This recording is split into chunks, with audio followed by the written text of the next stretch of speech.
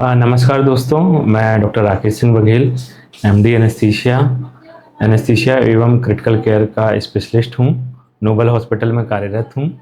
मैं आज आपसे आईसीयू एडमिशन एवं डिस्चार्ज के क्राइटेरिया के बारे में कुछ जानकारी साझा करना चाहता हूँ। मैं इस विषय में इसलिए चर्चा करना चाहता हूँ कि बहुत से मरीज और मरीज के परिजनों के मन में ये शंका रहती है कि हम लोगों को अनावश्यक ही आईसीयू में एडमिट किया जा रहा है, अनावश्यक ही भर्ती किया जा रहा है।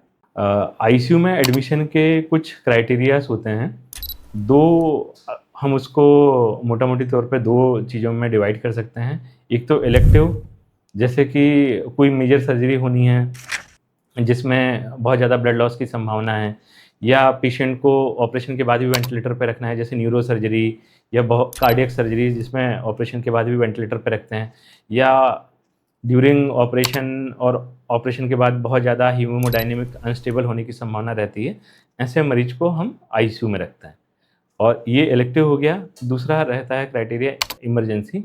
इमरजेंसी में कोई भी कारण से अगर हमारा होश ख़राब है, इतना ज़्यादा होश ख़राब है कि हम अपना एयरवे जो साँस है वो अच्छे से नहीं ले पा रहे हैं, या हमारे फेफड़े का काम ख़राब है, या लीवर, किडनी किसी भी हमारे अंग का काम ख़राब है जिससे हमारा होश ख़राब हो रहा है, या हमारी तेज़ साँस चल रही है, या हमारा ब्लड प्रेशर या हार्ट रेट वो बहुत ज़्यादा फ्लक्चुएट हो रहे हैं, तो हम मरीज़ को आईसीयू में रखते हैं। और फिर इसके अलावा कुछ और क्राइटेरियाज़ होते हैं, जैसे कि स्नेक बाइट का हो गया, या पॉइज़निंग का पेशेंट हो गया, या पेशेंट का एबीजी बहुत ज़्यादा डिरेंज है, पेशेंट को बहुत ज़्यादा मेटाबॉलिक एसिडोसिस है। इन कारणों से हम आईसीयू में भर्ती रखते हैं। आईसीयू से डिस्चार्ज क्राइटेरिया जो है, डिस्चार्ज हम किसी भी मरीज़ को आईसीयू से तब करते हैं या वो जिस भी कारण से एडमिट हुआ है, वो चीज़ पूरी तरीके से रिज़ॉल्व हो गई है, या इतना रिज़ॉल्व हो गई है कि उसको हम वार्ड में शिफ्ट कर सकते हैं।